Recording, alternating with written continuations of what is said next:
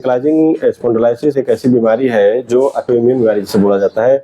हमारे शरीर में ये खुद ही जो ऑटोइम्यून सिस्टम होता है, जो इम्यून सिस्टम होता है, वो खुद ही हमारे इस तरह की प्रॉब्लम शुरू कर देता है, जिसमें जो रीढ़ की हड्डी होती है उसके आसपास का जो एरिया होता है उसमें इन्फ्लामेशन शुरू हो जाता है और हड्डियों के जो किनारे होते हैं उसमें नई हड्डियां बनना शुरू हो जाती है। तो जो स्पाइन होती है, छोटी छोटी हड्डियां होती है, तो उनके किनारे जब नई हड्डी बनती है तो दोनों आपस में आसपास हो जाती है और जुड़ जाती है।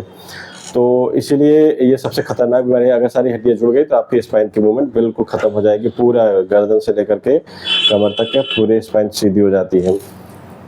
इसमें आप देख रहे हैं कि ये जो प्रॉब्लम्स आपको दिख रही है, ये रीढ़ की हड्डी है।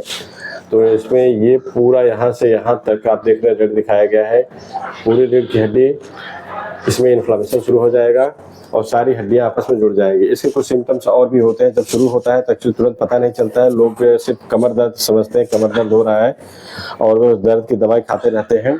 लेकिन इसमें अगर आपको ऐसा महसूस होता है तो आपको सबसे पहले क्या होगा कि कमर के निचले हिस्से में एक इधर और यहाँ पे आपको दर्द महसूस शुरू होता है। अगर लेफ्ट साइड में और राइट साइड, बिल्कुल सेंटर में नहीं होगा दर्द, लेफ्ट में या राइट में दर्द होता है तो समझिए कि ये एक प्रॉब्लम क्रिएट कर सकता है। और धीरे धीरे ये दर्द बढ़ते बढ़ते आपकी रीढ़ की हड्डी में, पूरे रीढ़ की हड्डी में दर्द जाना शुरू होता है, गर्दन तक जाएगा, तो समझ जाइएगा एंकाइलोजिंग स्पॉन्डिलाइटिस होने का एक सिम्टम्स है। और इसके साथ ही साथ एड़ी में भी दर्द जाता है, कुछ ऐसे सिम्टम्स होते हैं अगर एड़ी में दर्द हो रहा है। और जो हमारी जो ये रिब्स होती हैं, आगे के जो स्टर्नम सीना होता है, सीना के आगे के साइड की ये जो कार्टिलेज के बने हुए संरचना है, ये इसमें इन्फ्लामेशन होता है। इसको सांस लेने में जब आप अपने सांस पूरा भरेंगे तो आपके छाती में पूरा दर्द होगा, पूरा फूलेगा नहीं, सांस लेने पे दर्द होता है अगर तेजी से सांस लेंगे, तो ये भी एक सिम्टम्स होता है। और कुछ इसके सिम्टम्स होते हैं। अब आप देखिए यहाँ पे दिख रही है, ये रीढ़ की हड्डी है, तो ये हड्डी और ये हड्डी, इसके बीच ये जो डिस्क होती है, डिस्क में यहाँ पे आप देख रहे हैं दोनों हड्डी यहाँ पे लगभग जुड़ी हुई दिख रही है। तो इसी तरीके से रीढ़ की हड्डियाँ सारी इसे जुड़ जाती हैं। जब जो पूरी जुड़ जाएगी तो इसी को कहा जाता है बम्बू स्पाइन। बम्बू में आप देखते हैं कि जैसे गांठें होती है बीच बीच में और पूरी बांस एक ही जैसा होता है, उसी तरीके से इसका नाम दिया गया है कि पूरी रीढ़ की हड्डी आपको एक दिखेगी और बीच बीच में ऐसे गांठें दिखेंगी, क्योंकि इसमें कोई भी मूवमेंट नहीं होता है, इसलिए इसको बम्बू स्पाइन कहा जाता है। तो इसी तरीके से होता है ये प्रॉब्लम्स।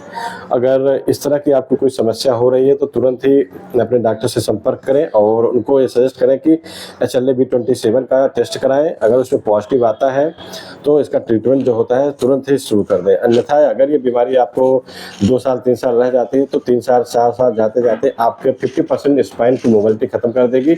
और अगर आपने ध्यान नहीं दिया, सिर्फ कमर दर्द का समझते रहे और इलाज नहीं किया, तो पूरी रीढ़ की हड्डी आपका फिक्स हो जाएगी और आप किसी भी तरीके का काम नहीं कर पाएंगे, बैठ नहीं पाएंगे, उठ नहीं पाएंगे, सो नहीं पाएंगे। अब आपका सारी दिनचर्या खत्म हो जाएगी। इसलिए इस बीमारी के बारे में ज़्यादा से ज़्यादा जानें, समझें और इस तरह का लक्षण हो तो तुरंत आपको अपने डॉक्टर से संपर्क करें, किसी भी ऑर्थोपेडिक के पास जाएं और अपने सारे सिम्टम्स भी बताएं। और सिर्फ इसको दर्द न बताएं कि हमारे कमर में दर्द हो रहा है। जहाँ जहाँ भी आपको लग रहा है सांस लेने में दिक्कत हो रही है, एड़ी में दर्द हो रहा है, आपके रीढ़ की हड्डी मूवमेंट कम हो रहा है, चलने में आपकी गर्दन नहीं उठ रही है, ये सारी चीज़ें बताएं अपने डॉक्टर को, तो उससे ये इस बीमारी को डायग्नोस किया जा सकता है। और समय रहते इलाज करेंगे तो ये बिल्कुल पूरी तरह ठीक हो जाता है। और अगर आपने ध्यान नहीं दिया तो ये आपके जीवन को पूरी बर्बाद कर देगा, आगे आपका सारा काम खराब कर देगी। अगर ये वीडियो आपको अच्छी लगी हो तो हमारे चैनल को सब्सक्राइब जरूर कर लें, क्योंकि हम हड्डी से जुड़ी हुई छोटी छोटी वीडियो को बनाते रहते हैं। अगर आपको भी हड्डी और मांसपेशी से जुड़ी कोई भी समस्या हो तो हमें कमेंट करें। उससे रिलेटेड अगर कोई बात करना हो तो हमारे नंबर पे हमसे कांटेक्ट करें 9650114037 पे। हम उस बीमारी के बारे में आपको जरूर बताएंगे। नमस्कार।